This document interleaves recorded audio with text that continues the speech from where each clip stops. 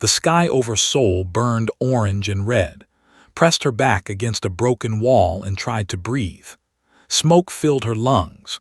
Her ears rang from the explosions that had torn through the city just minutes ago. She was 24 years old. This morning she had been a game designer. She made military simulations for the Korean Defense Department. She created fake wars on computer screens. Now, real war had found her. The alien ships hung in the sky like dark mountains. They had appeared 3 hours ago. No warning, no message, just sudden darkness as their shadows covered the sun. Then came the voice, broadcast in every language on Earth at the same time. People of Earth, we are the Dominion. Your world now belongs to us. Surrender your weapons, kneel before your new masters. Resistance will result in death. Earth's military had tried to fight. Jets scrambled into the sky. Missiles launched toward the massive ships, had watched from her office window as the alien vessels swatted them away like insects. The missiles exploded harmlessly against invisible shields. The jets fell from the sky in flames. That was when the bombs started falling. Now crouched in the ruins of what used to be a shopping district, bodies lay in the street, cars burned, people screamed in the distance. She had lost her phone, her bag, everything. She had only the clothes on her back and the desperate need to survive. She needed to move. Staying still meant death. But where could she go? The underground bunkers, the military bases, did any of them still exist? Forced herself to stand. Her legs shook. She was not a soldier. She was a woman who spent her days staring at computer screens. She had never fired a real gun. She had never seen a dead body before today. Now she had seen dozens. She started walking through the smoke, one step, then another. She did not know where she was going, she just knew she could not stop. The smoke grew thicker, coughed and covered her mouth with her sleeve. Her eyes burned with tears. She stumbled over broken concrete and shattered glass. Somewhere above, alien aircraft screamed through the air, hunting for survivors. Then something strange happened. A pulse of light passed through her body. It was warm like sunlight, but it came from everywhere at once. Gasped and fell to her knees. Her vision went white. She felt something touch her mind, not painfully, but gently, like a hand reaching out to help her stand.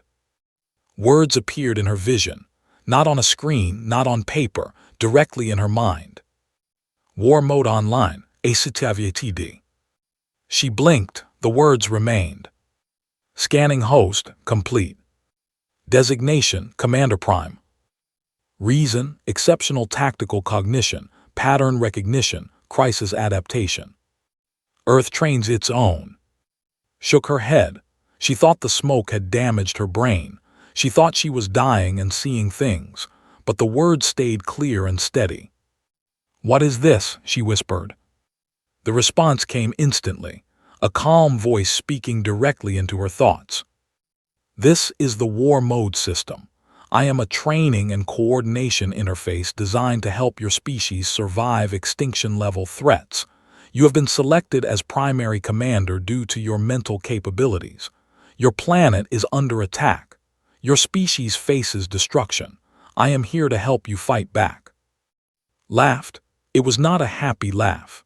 It was the laugh of someone who had lost everything in a single morning and was now hearing voices in her head. I am a game designer, she said out loud. I make pretend wars. I cannot fight real aliens. You have spent 11 years studying military tactics, strategy, and combat psychology for your simulations. You have analyzed over 4,000 historical battles. You understand war better than most soldiers.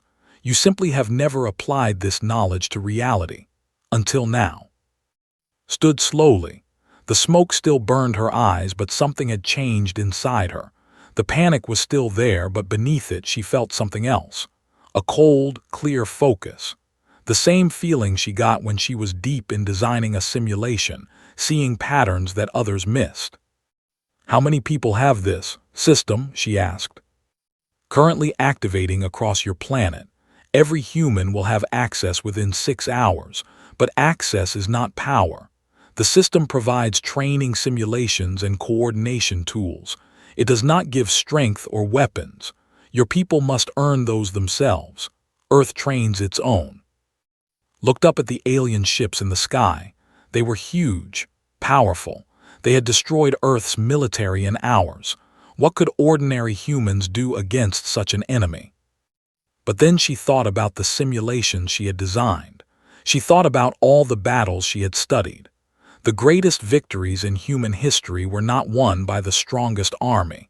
They were won by people who refused to give up, people who adapted, people who found ways to turn their weaknesses into strengths.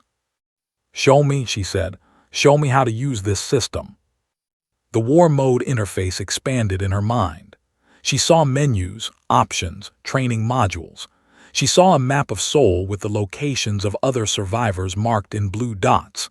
She saw the positions of alien forces marked in red. She saw communication channels, resource trackers, skill trees. It was like the most advanced game interface she had ever seen. But this was not a game. "First priority," the system said. "Locate other survivors. Establish command network. Begin training protocols. Time is limited. The Dominion will begin ground occupation within 12 hours. You must be ready." Took a deep breath. The smoke still swirled around her. The city still burned.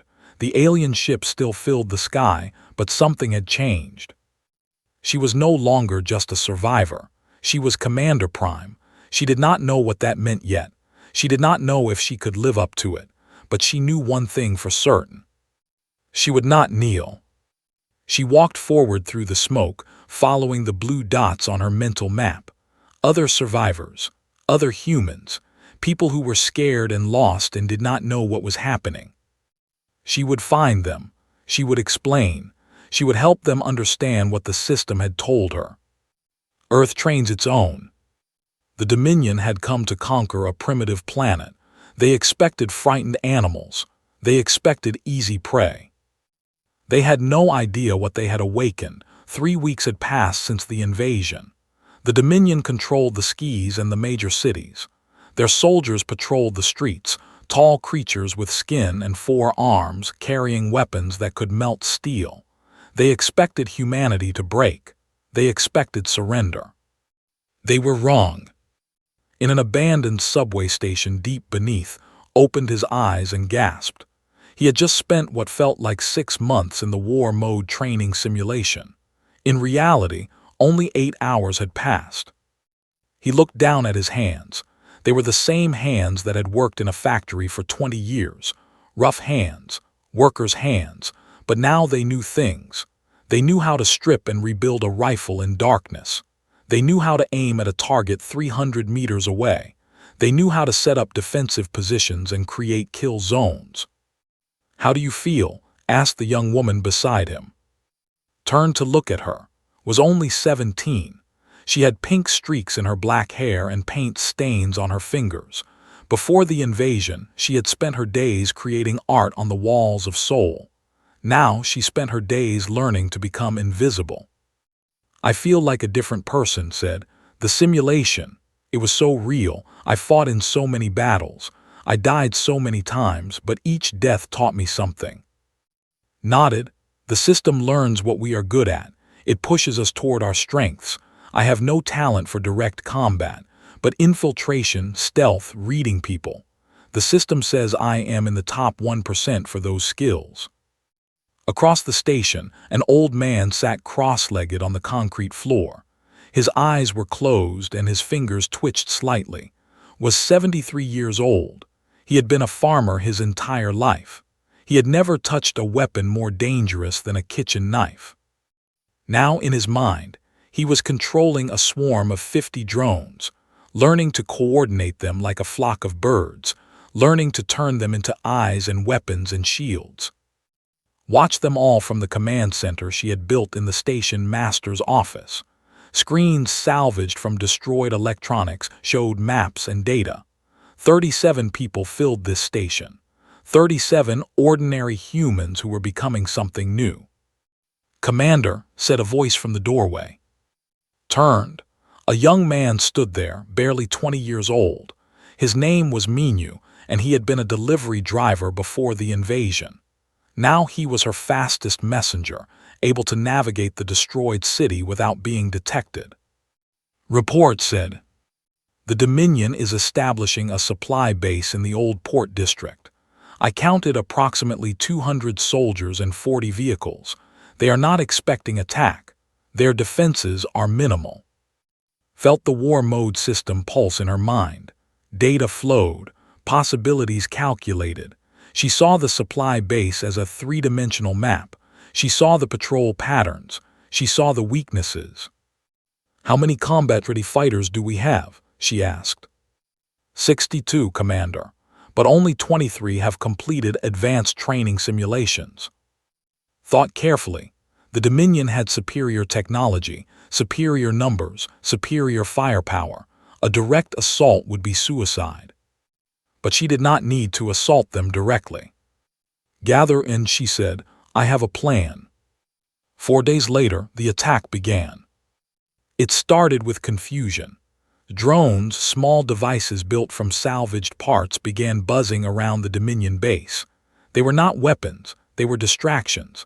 They flew into lights, crashed into windows, set off alarms. The alien soldiers chased them, annoyed but not alarmed.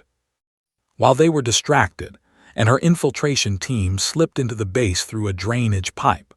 They moved like shadows, avoiding patrols, planting small explosive charges on fuel containers and ammunition stores. When the explosion started, chaos erupted. Fires spread. Ammunition cooked off in thunderous chains. The Dominion soldiers scrambled to respond, their forearms grabbing weapons, their commanders shouting orders. That was when attacked. He led a team of 15 fighters from 3 different directions. They did not try to hold ground. They did not try to win a battle. They struck fast, killed quickly, and vanished into the smoke before the aliens could respond. It was over in 12 minutes. The Dominion lost 47 soldiers and most of their supplies. The humans lost 2 fighters. Both deaths hurt deeply, but she knew the exchange rate was something the Dominion could not afford. When General received the report on his command ship, he did not believe it at first. He had conquered 17 worlds. He had crushed species far more advanced than humans.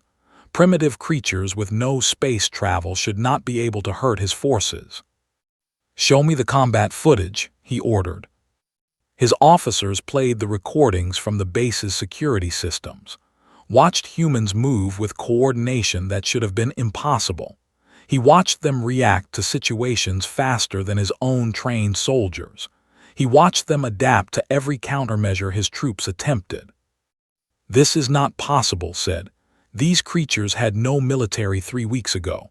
Their armies were destroyed in the first hours. How are they fighting like veterans?" "Unknown, General," his intelligence officer replied.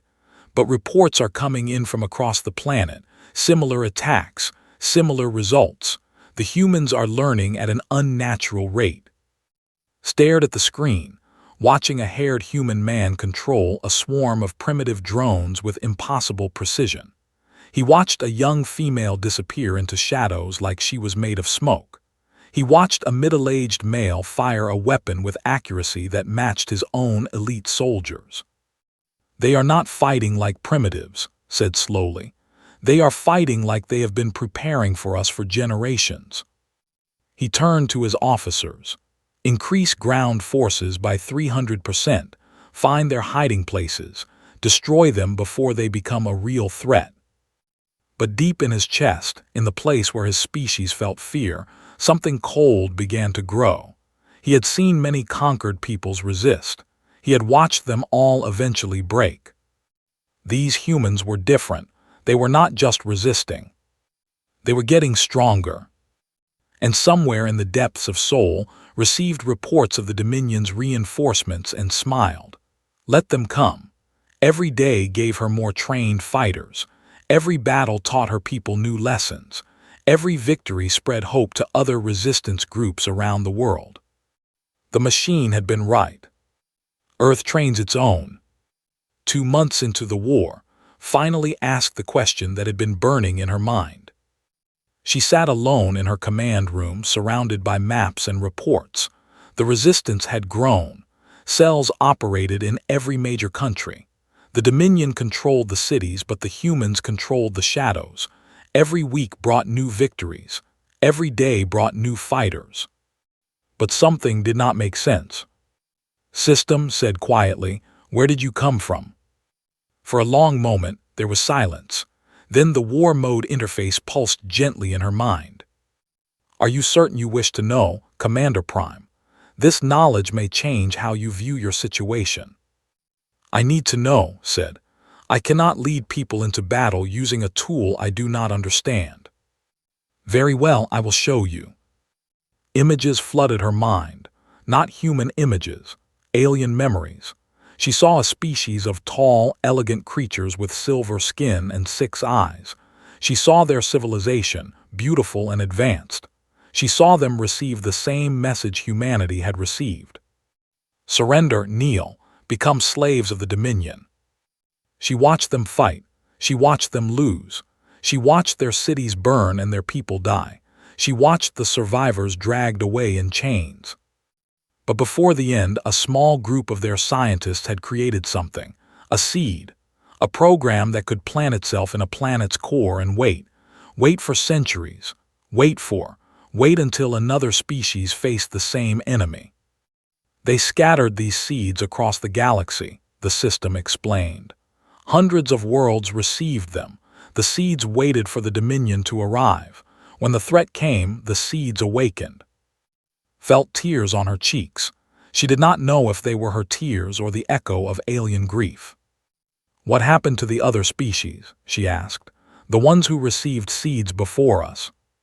"They all fell." The words hit like a physical blow. "All of them, every single one." "Yes, but not because the system failed, because of how they used it." More images, different species, different worlds, each one receiving the war mode system, each one using it to fight the Dominion. They treated the system as a gift, the machine explained. They became dependent on it. They let the system fight for them instead of fighting for themselves. They waited for the system to solve their problems instead of solving them themselves. When the Dominion found ways to disrupt the system, those species collapsed. They had forgotten how to fight without it. Understood, she understood completely. "But humans are different," she said.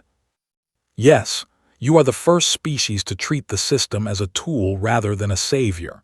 You use the training simulations to improve yourselves, but you do not rely on them. You adapt the tactics to your own styles instead of following them blindly. You question, you modify, you create." At that moment, the door opened. Walked in, carrying a tablet covered in notes and diagrams. She was 28 years old, an engineer who had designed satellite systems before the invasion. Now she spent her days studying the war mode interface, trying to understand how it worked. "Commander," she said, excitement in her voice, "I have found something incredible, the system. We can modify it. We can add new modules, new training programs, new capabilities." "I know," said quietly. "I was just learning about that." Blinked in surprise. "You know, but no other species has ever done this. The system told me that every other user just accepted what they were given. We are the first to actually change the code." "Because we are humans," said. "We never accept things as they are. We always try to make them better." Over the following weeks, worked with teams of engineers and programmers from around the world. They added new training modules, advanced medical simulations, psychological warfare protocols, manufacturing tutorials. But's greatest creation was something she called the swarm. "It allows humans to link their minds together," she explained to the command team. "Not permanently, not completely, just enough to share information instantly, to coordinate movements without speaking, to fight as one organism." Tested it first. He linked with 9 other fighters during a training simulation. The experience was strange and beautiful. He could feel their thoughts, their instincts, their fears and hopes, but he remained himself. They all remained individuals, just connected. "It is like being part of a family," he said afterward, "a family that can fight as one." The Dominion noticed the change. Their losses increased sharply. Human attacks became more coordinated, more precise, more devastating. Soldiers reported that humans seemed to know what each other would do without communication. They moved like one creature with many bodies. General received report after report of defeats. His mood grew darker with each one. "Something has changed," he told his council. "They were dangerous before. Now they are becoming something else entirely, something we have never faced. Should we increase forces again, General?" Shook his head slowly. "No, we have been treating this as a conquest, but these humans, they do not break, they do not surrender, they only grow stronger." He made a decision that would change everything. "Contact the High Command," he ordered. "Tell them Earth is not worth conquering. Tell them to send the extermination fleet. We will burn this world to ash rather than let these creatures spread." On Earth felt a cold certainty settle in her chest. The system's sensors had detected the communication. It had translated the message. "They are going to destroy us," she said to her commanders. "Not conquer, destroy the entire planet." Silence filled the room, clenched his fists. His face went pale, closed his eyes, gripped her tablet so hard her knuckles turned white. "How long do we have?" Minyu asked. "The extermination fleet will arrive in 6 weeks, replied. 6 weeks. 6 weeks to find a way to stop a fleet designed to destroy entire worlds. 6 weeks to save humanity from complete extinction. Looked at her team, her friends, her family. "We have faced impossible odds before," she said. "We will face them again. Start planning. We are not dead yet." And somewhere in the back of her mind, the war mode system pulsed with something that felt almost like pride. Earth trains its own, and Earth was not finished training yet. The extermination fleet arrived on a Tuesday morning. 147 warships, each one larger than a city, arranged themselves in orbit around Earth like a ring of death. Stood in the deepest bunker of the Korean resistance, watching the feeds from satellites they had managed to hide from the Dominion. The ships were beautiful in a terrible way. Their hulls gleamed with energy weapons capable of melting continents. Their engines burned with the power of captured stars. "We cannot fight that," Minyu whispered. "Commander, we have learned to fight soldiers. We have learned to raid bases, but that is beyond us." Did not respond. Her eyes were fixed on the central ship, the flagship of the fleet. Somewhere on that vessel, the commander who had ordered Earth's death was preparing to give the final order. "System," she said quietly, speaking in her mind. "You said there was a final option, full synchronization. What does it mean?" The war mode interface hesitated before responding. Full synchronization would merge your consciousness with every human on Earth. For a brief time, you would think as one mind.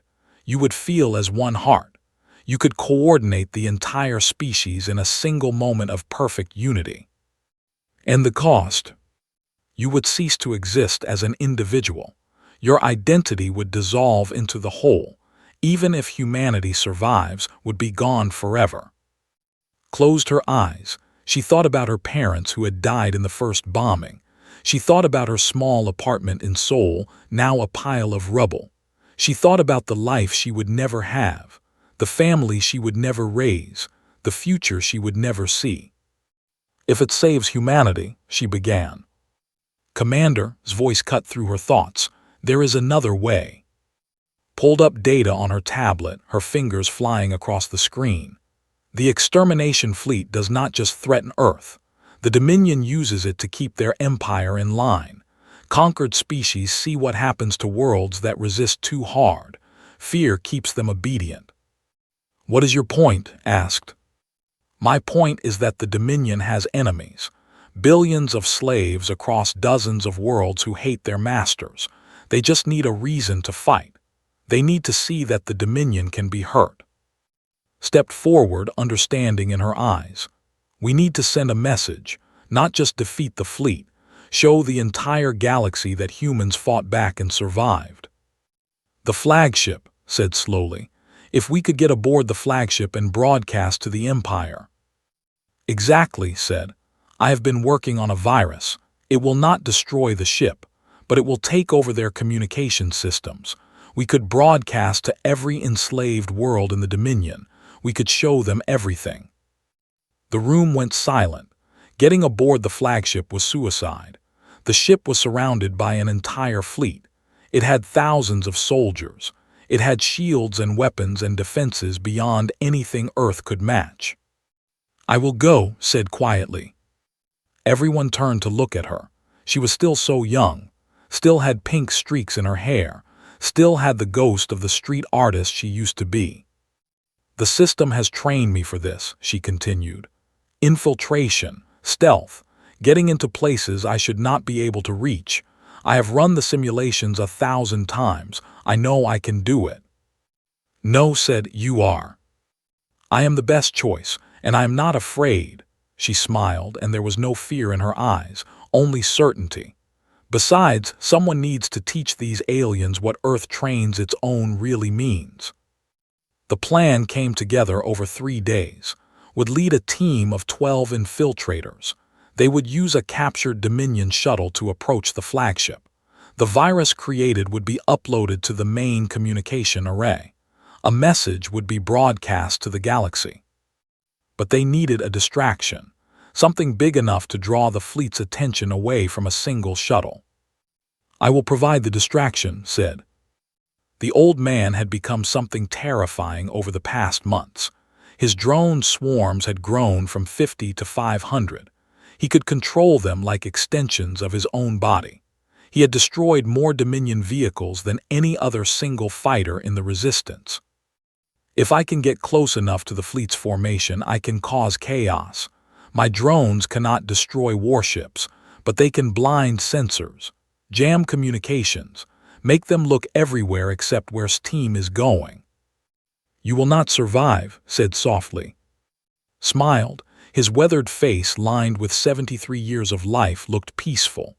I was a farmer, Commander. I grew things. I helped things live. Now I get to help humanity live. That is a good way to end a life. On the day of the attack, watched from the bunker as her people flew towards certain death, she had never felt so helpless. She had trained for this moment. She had planned for every possibility. But in the end, she could only watch and hope. Drones hit the fleet first. 500 small devices, each carrying explosives and jammers, swarmed into the formation like angry insects. They could not hurt the warships, but they blinded them. Sensors went dark. Communications scrambled.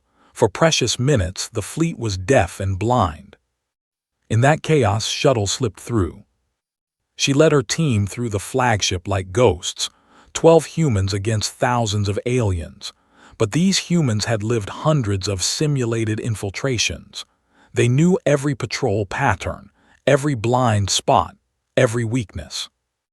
When reached the communication array, she was alone. 11 of her team had died getting her there. She uploaded the virus with steady hands, even as alarms began to blare around her. System, she whispered. Connect me to Commander. I want her to send the message. On Earth felt the connection open. She felt presence, brave and bright, burning like a star about to go supernova. The channel is open, said. Tell them, Commander, tell the galaxy what humanity is. Took a breath, and then she spoke to every enslaved being in the Dominion's empire. We are humans. 3 months ago we did not know you existed. 3 months ago, we had never fought a war among the stars. Today, we are inside your master's flagship. Today, we are showing you that the Dominion can be hurt. On the flagship, watched the message broadcast. She watched her commander's face appear on screens throughout the ship. She watched alien slaves stop their work to listen. We are not special, continued. We are not chosen. We do not have advanced technology or ancient powers. We are just ordinary beings who refuse to kneel. If we can fight, so can you. If we can resist, so can you. If we can stand, so can you. Dominion soldiers burst into the communication room, raised her weapon, knowing she had only seconds left. "Rise up," said to the galaxy. "Fight back, you are not alone anymore. Earth stands with you, and Earth never surrenders." Fired until her weapon was empty. Then she smiled and triggered the explosive charge she had carried in her chest, destroying the communication array in a blast that took 100 Dominion soldiers with her. Outside flew his shuttle directly into the flagship's engine array. His drones had been destroyed. His ship was damaged, but he had one last gift to give. The explosion was visible from Earth. The flagship did not explode, but its engines died. Its weapons went offline. The greatest ship in the extermination fleet hung dead in space, crippled by one old farmer who had refused to let his world burn. And across the galaxy, on a dozen enslaved worlds, beings who had forgotten hope began to remember. They began to rise.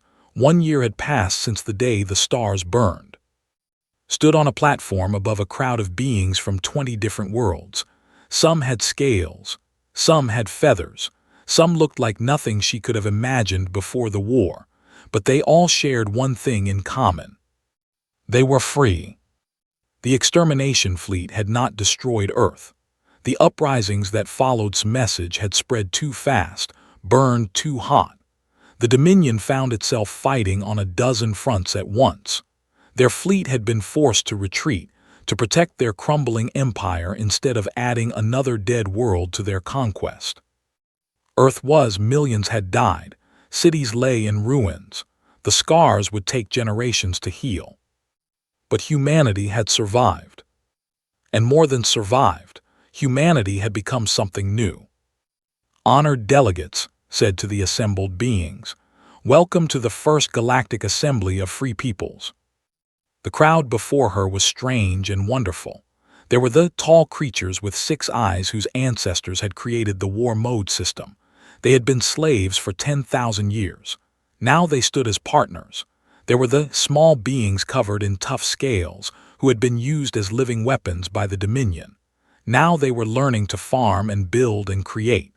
There were dozens more, each with their own stories of suffering and survival. "We are here," continued, "because 1 year ago ordinary beings chose to stand. Not because we were strong, not because we had powerful weapons or ancient technology.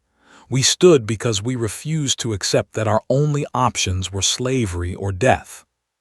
She looked out at the crowd and saw tears on faces that should not have been able to cry. She saw hope in eyes that had forgotten what hope felt like. "I am no longer Commander Prime," she said. "I stepped down 3 months ago. Earth does not need a single leader. Earth does not need a master. We have learned painfully what happens when power gathers in one place. The Dominion made that mistake. We will not repeat it." In the audience sat with the other commanders of Earth's defense forces. He wore a simple uniform, no medals or decorations. He had refused them all. Beside him sat her tablet, as always, in her hands. She had continued improving the war mode system, but she had also opened it up. Any species that wanted to use it could access it now. No restrictions, no requirements, just a tool freely given. Empty chairs sat nearby. Chairs for and all the others who had given everything so that this moment could exist. "We have been asked many times," said, "how humans became effective fighters so quickly. The Dominion spent centuries conquering species far more advanced than us. How did primitive Earth resist?" She smiled, and it was a smile that held sorrow and pride in equal measure. "The truth is simple. We have been training for war since we could tell stories. Every game we played as children taught us strategy. Every sport taught us teamwork. Every story we told taught us courage. Every hardship we survived taught us resilience." She thought about her years designing military simulations. She thought about decades in the factory, learning patience and precision. She thought about art, teaching her to see what others missed. She thought about farming, teaching him to nurture and protect.